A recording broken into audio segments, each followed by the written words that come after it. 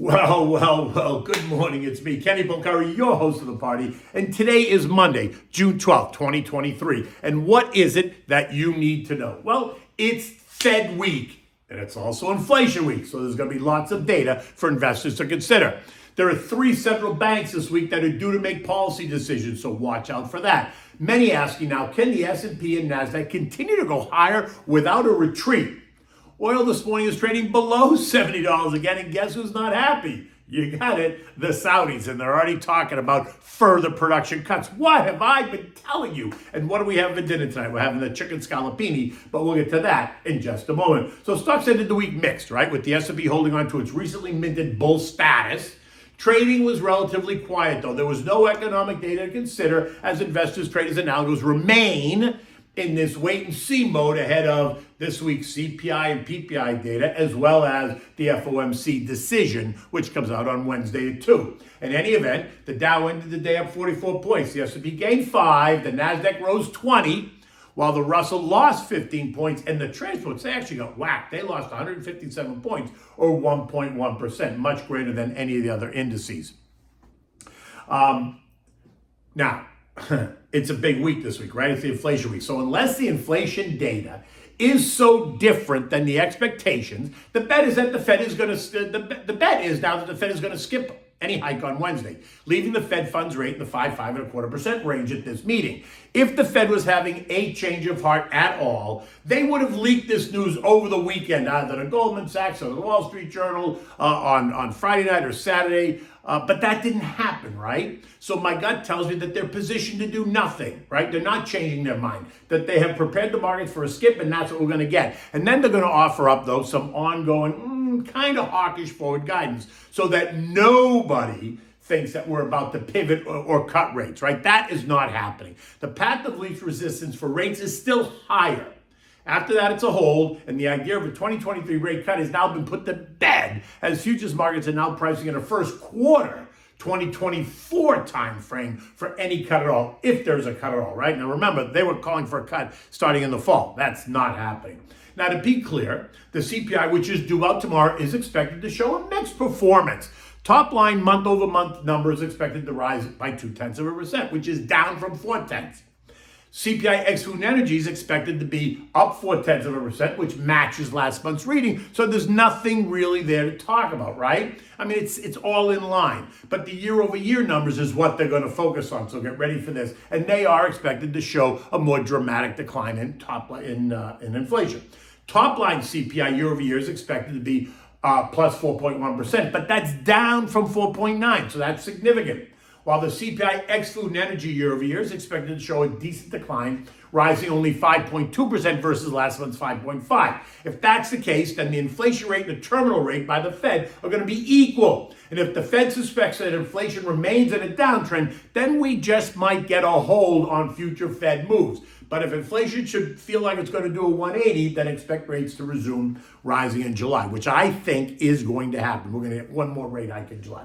Now, Wednesday brings us the important PPI, and the PPI is the Producer Price Index, and it speaks to what producers have to pay for the raw materials that they need to produce all the stuff that you and I buy. Changes in this index typically take about 4 to 6 weeks to make their way through the system, so this is an important number as we consider where inflation is going in the months and the weeks ahead. Top line month-over-month PPI is expected to be down 0.1%. Very good. Ex-food and energy of up 0.2, which is the same as last month. Top line PPI year-over-year is expected to be up 1.5%, which is down from 2.3%, while PPI year-over-year ex-food and energy is expected to be up 2.9%, which is down from 3.2%. All those numbers are good. So just maybe we're at or very near the top of the rate hiking cycle. And if that's the case, then expect to see the recent push higher start to broaden out that we started to see last week to the underperforming sectors. Think industrials, finance, healthcare, basic materials, small caps, right? The SMIDs, which are the small and mid caps. Utilities, which have always been a good bet because of the divvies that they pay, could continue to come under pressure as they compete directly with what you can get in the risk-free market, treasuries and CDs.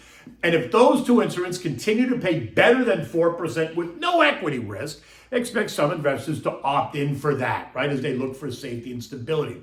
Utilities are down 5.8% year to date, and they typically pay somewhere between 3 and 4% in dividends. While today, short duration treasuries are paying better than 5%, think 3 and 6 months. The 2-year treasuries are paying 4.6%, and 12-month CDs are paying 5+%. So the competition is on.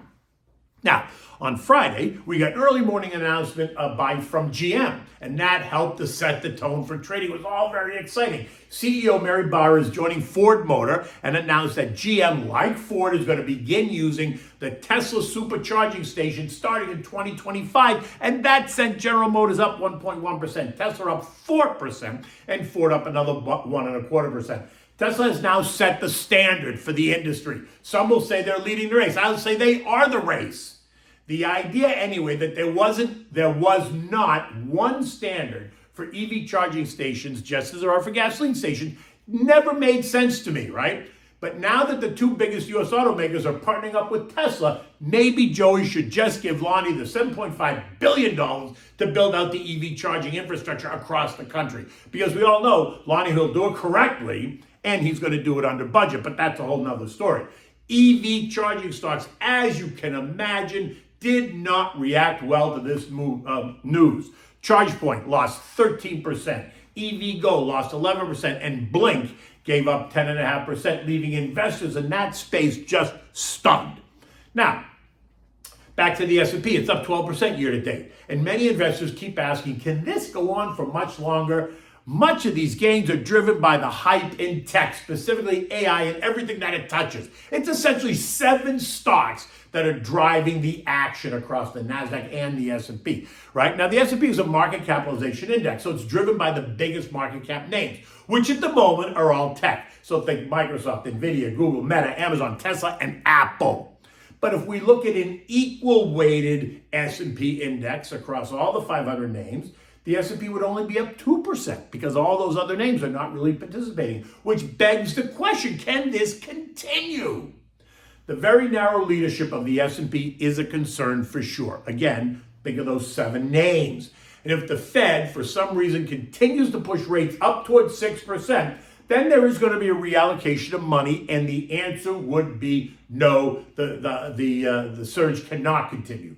But if the Fed signals that the rate hiking cycle is over, or nearly over, and the economy appears to have avoided a deep recession, then the answer is more emphatically yes. Investors will then look for opportunities outside of tech that will also benefit from a stable rate environment, and that should lead to the broader participation of sectors. And that might also mean that some investors are going to take some money out of the biggest gainers, right? Think all those tech names that are up triple digits, and redeploy it to some of those underperforming sectors, causing a rebalancing of risk, right? More on that in the days to come. Now look, oil this morning is under pressure ahead of the Fed meeting. The media telling us that investors are being cautious as they wait for the FOMC announcement. Yeah, I say not so much. The price of oil today, this morning, has nothing to do with this week's Fed meeting, especially since the market's already expecting them to skip, right? We know that they're going to skip this meeting, so therefore it's not going to put upward pressure on the dollar or on interest rates. Although what you're going to hear them say is,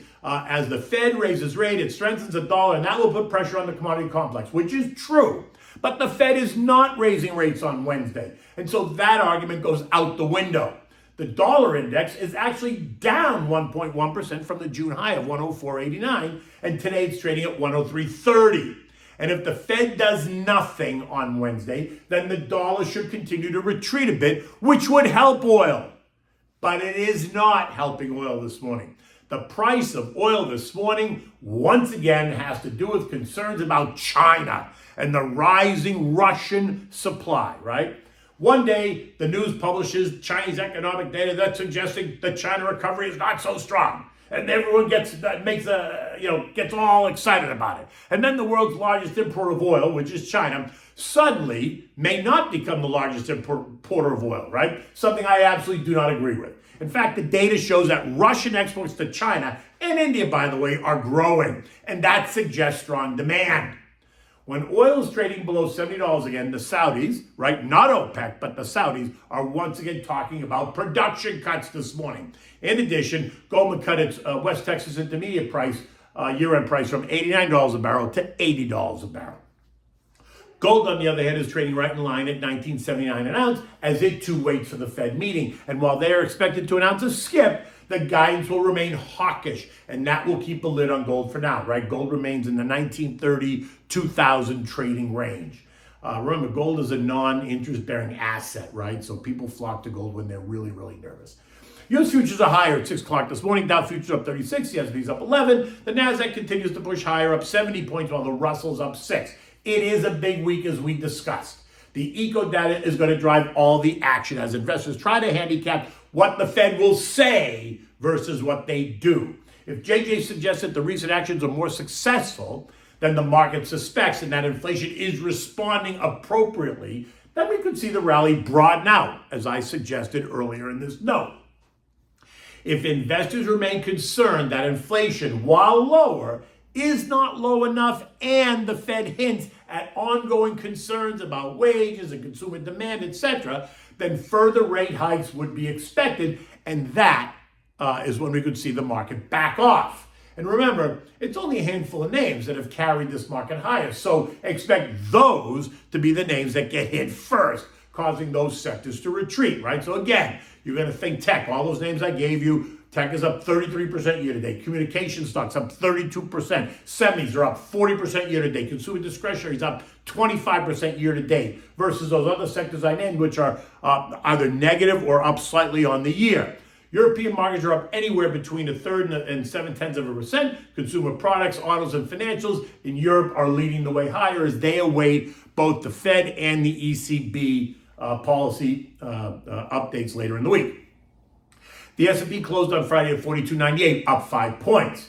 Last week I said that 42.90 was in the crosshairs, right? Well, we kissed it, we tested it, and we pierced it. This morning it appears that investors remain hopeful that the Fed won't be overly hawkish. This week was going to be a tell-all as we hear from 3 major central banks, the US, ECB, and Japan. Remember, these central banks are dependent on their own economic data, so prepare yourself for a variety of outcomes. The Fed does nothing, the ECB raises rates, and the Bank of Japan holds rates steady, I think.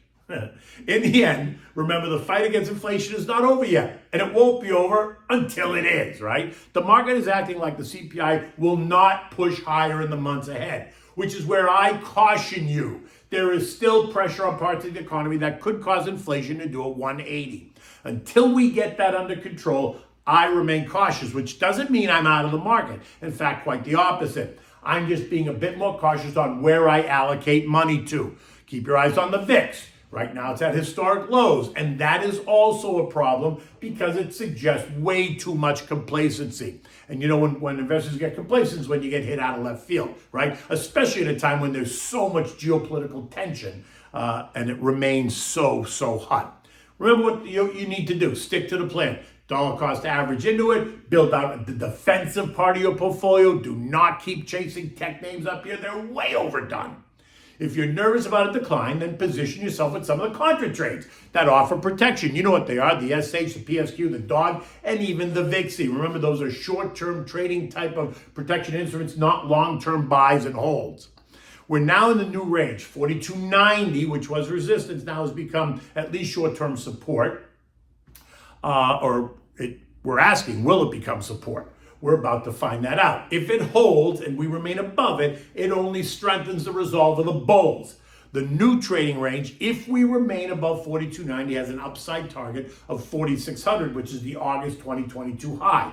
That represents a 7% move up from here and is well above any year-end estimates that range from 3,900 to 4,300 on the street.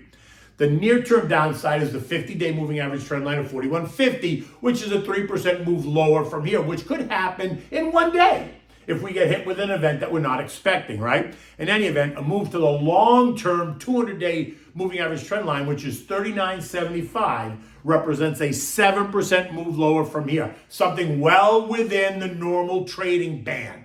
And so what that means is stick to your plan and allocate money accordingly to your risk profile and your time frame, right? Because that's all very important. I'm always happy to talk about it. Feel free to reach out. I'm happy to chat with you. Okay, what do we have for dinner tonight? We're having a chicken scallopine, right? This is a simple dish. And you can serve, I serve it with sauteed peas and chopped up broccolini, right? It's so good, a big salad. Now, for this, you're gonna need flour. You need chicken cutlets. You can also do this with boneless chicken thighs as well, if you like the dark meat versus the white meat.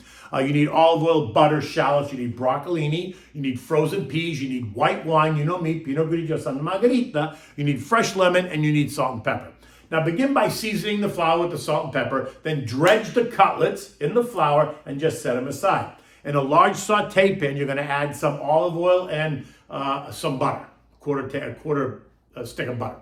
When it's nice and hot, you're gonna add the cutlets and brown them on both sides, maybe 2 to 3 minutes per side. You wanna get them kind of nice and golden brown. Once that's done, remove them and set them aside. In that same pan, you're gonna add the chopped shallots, the cut up broccolini, and the frozen peas. Saute for 3 or 4 minutes. Now add in 1 cup of the white wine and the juice of 1 lemon. Then put the chicken back, reduce the heat to simmer, add a little bit more butter, and wait till it reduces by about half, right?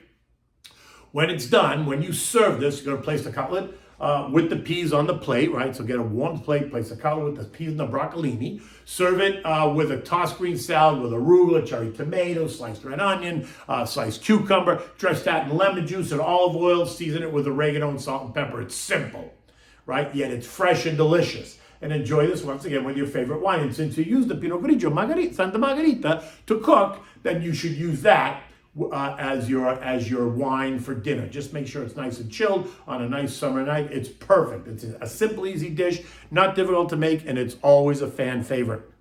In any event, the day's about to get started, so until tomorrow, take good care.